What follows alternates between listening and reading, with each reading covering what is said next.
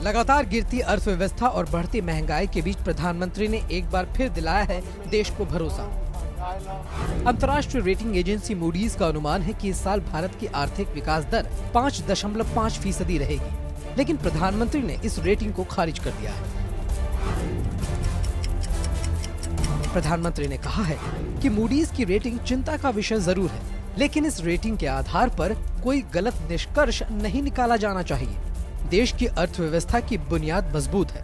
निवेश और बचत के मामले में हम दुनिया के अव्वल देशों में शामिल हैं। मुझे उम्मीद है कि पिछले साल के 6.5% के मुकाबले इस साल विकास दर ज्यादा रहेगी।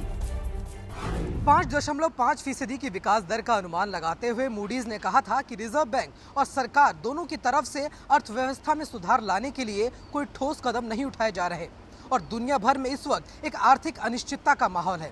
ऐसे में भारत की अर्थव्यवस्था सुधरने के कोई आसार नजर नहीं आ रहे हैं।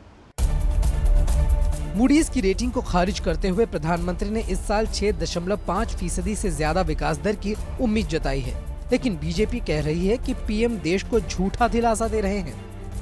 ये वक्तव्य इसलिए चिंता का विषय है कि ये सच्चाई से बहुत दूर है।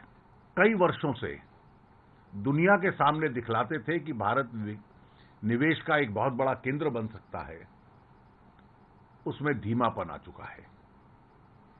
बाहर से निवेश का विषय तो छोड़ो, हमारे स्थानीय व्यावसायिक दूसरे देशों में जाकर निवेश करने की सोच रहे हैं। मुद्रास्फीति बढ़ रही है। इस बार बरसात भी कम है। उसका केवल कृषि पे असर नहीं पड़ेगा, लेकिन एक बहुत बड़े वर्ग की खर्च करने पाने की जो व्यवस्था की क्षमता है, उसके ऊपर असर पड़ेगा।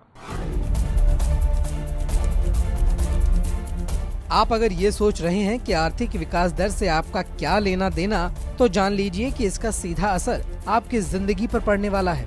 विकास दर का कम होना खतरे की घंटी है। विकास दर कम होने से देश में नौकरियां कम होंगी। हर साल आपकी सैलरी में होने वाला इजाफा भी कम जाएगा। विकास दर कम होने से औद्योगिक उत्पादन घटेगा। उत्पादन कम होने से महंगाई और बढ़ेगी। कुल मिलाकर ये समझ लीजिए कि विकास दर में कमी देश को मंदी की तरफ ले जाएगा।